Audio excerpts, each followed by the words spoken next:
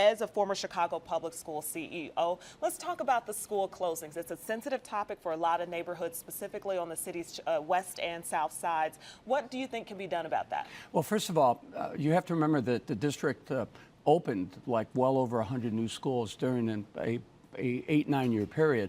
So on the one hand, they were opening new schools while obviously identifying schools for possible closure. So, you've got to manage your capacity so you're not opening too many schools, and then that puts pressure on you to close other schools. Secondly, if you're going to close a school in the community, you should never close a school that's performing. And if you're going to close a school, you should have a plan to repurpose the building.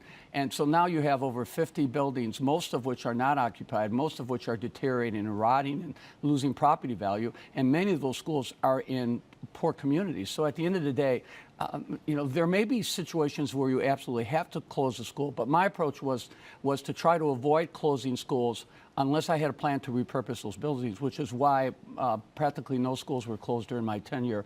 And we didn't have situations where we had unoccupied buildings in inner city communities. Gwendolyn Brooks, for example, was a school that the Catholics were closing. I purchased that campus and we opened the Gwendolyn Brooks Southside College Prep Academy because the whole idea of having a vacant 40-acre site in the heart of Roseland, where I grew up, was something that I simply could not support. Well, currently school leaders are telling us it's because of Chicago's declining population, and the numbers the U.S. Census Bureau showing us that it's 20,000 residents that have left Chicago, the Cook County area, in 2016 and 2017 alone. Obviously, that's affecting property taxes as well as the school's ability to stay open.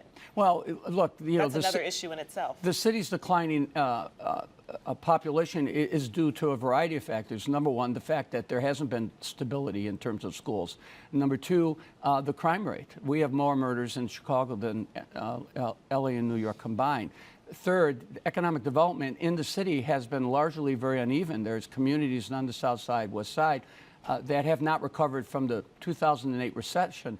In fact, there's communities on the west side that haven't recovered from the 1968 riots. So at the end of the day, when you when you have public safety issues, when you're not investing in your communities, and when there's uncertainty as to the status of your schools, obviously and when taxes are increasing dramatically, on the average $1,800 in the last administration, or the current administration, just the last couple of years alone, per family, $1,800, and you're being taxed and fined on just about anything you can imagine. Look at the impact of the red light cameras.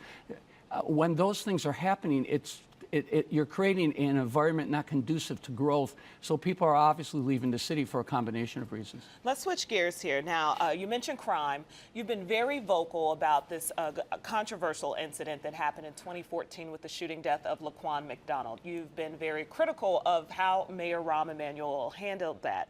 What do you think should have been done differently in that instance? Well, first of all, they should have been transparent. They should have released the video before the election. If the mayor didn't see the video, then he's incompetent and he's irresponsible. And if the mayor did see the video, he lied. The bottom line is, when I was school superintendent, I got reports 24 hours a day, 7 days a week on any incident impacting our children anywhere in the city, and I responded and reacted to it. So I think it was either negligence or deception. Ultimately, who knows what it was. Either way, there was an absence of leadership. Okay. So I did hear you mention the L word, and so you mentioned that it could have been a possibility that he lied. Is that a way that you're leaning towards? No, not at all. Okay. Only he knows the truth. Let's assume that he didn't see the video. He should have seen the video.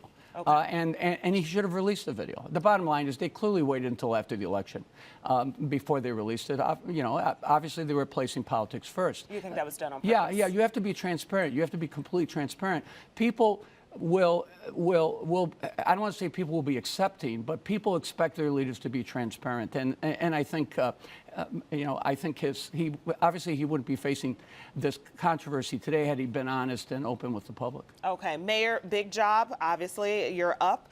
You're a candidate. I am, and we're going to be following you for sure. We'll have to see if we can get you back at some time. Oh, great! Thank you so much for having me. I appreciate it. Thank you so much.